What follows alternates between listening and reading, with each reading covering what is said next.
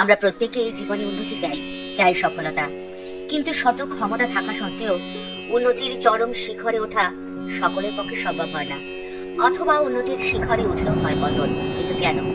এর পেছনের কারণটি কি? আমাদের উন্নতির পথে রয়েছে কাঁটা, সেই কাঁটাটিকে আপনাকে উপড়ে ফেলতে হবে। কি সেই কাঁটা? আজকের পর্বে রইল সে কথাই। দক্ষিণেশ্বর মন্দিরের প্রতিষ্ঠাত্রী রানী রাসমণি একদিন তার জামাই মথুরমোহন বিশ্বাসের উপরে অত্যন্ত ক্ষুব্ধ এবং বিরক্ত। তার কারণ, সেদিন মন্দিরে আসা ভক্তদের প্রসাদী জবা ফুলের ঘাটতি ছিল। সকলে নির্মাল্য হিসেবে সেদিন জবা ফুল পায়নি। তাই রানীমা অত্যন্ত বিরক্ত হয়ে তার জামাইকে বললেন যে তাদের এত বিষয় সম্পত্তি লোকবল থাকা সত্ত্বেও সামান্য জবা ফুলের ঘাটতি কেন হলো? কেন তারা জবা ফুলের জোগাড় ঠিক মতো দিতে পারলেন না মন্দিরে? এই বলে রানীমা অত্যন্ত রুষ্ট হয়ে বললেন যে তিনি পরের দিনকে 1000 জবা ফুল দিয়ে মায়ের পুজো দেবেন। 1000 জবা ফুলের মালা যেন তার জন্য প্রস্তুত করে রাখা হয়।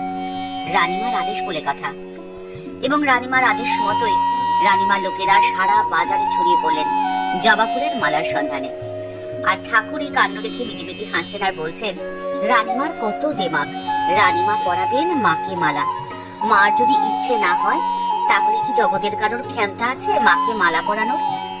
পরের দিন যথারীতি রানীমা আসলেন দক্ষিণেশ্বরে, আর এসে দেখেন যে সারা বাজার ঘুরেও একটিও জবা ফুলের মালার জোগাড় হয়নি। মালা তো দূরের কথা, একটি জবা ফুলও আসেনি। এই কাণ্ডে রানীমা বিস্মিত হয়ে গেলেন। তার আত্মজ্ঞান হলো। তিনি মায়ের কাছে ক্ষমা চেয়ে বললেন, মা, আমার কত বড় দেমাগ হয়েছিল যে আমি বলেছিলাম আমি তোমার ফুলের জোগাড় দেই। তোমার ইচ্ছে ছাড়া গাছের একটি পাতাও নড়ে না। আমি কে তোমার ফুলের যোগান দেওয়ার? আমার এই অহংকার ক্ষমা করো। করুণাময়ী রানী রাসমণি মায়ের কাছে আকুল প্রার্থনা করলেন যে তার মনের ইচ্ছে যেন তিনি পূর্ণ করেন, এবং তার ডাকে সাড়া দিয়েছিলেন মা। পরের দিন 1000 জবা ফুলের মালা দিয়ে তিনি মায়ের পুজো দিয়েছিলেন। রানী রাসমণি সহস্র জবা ফুলের মালা আহরণে ব্যর্থ হয়েছিলেন। তার প্রধান কারণ ছিল তার অহংকার। তিনি মনে করেছিলেন যে অর্থই সব।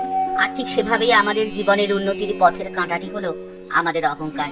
আর ঠিক সেই জন্যই ঠাকুর শ্রী রামকৃষ্ণ পরমহংসদেব বলছেন যে আমিত্বকে সম্পূর্ণভাবে ত্যাগ করতে হবে যদি জীবনে উন্নতি চাও।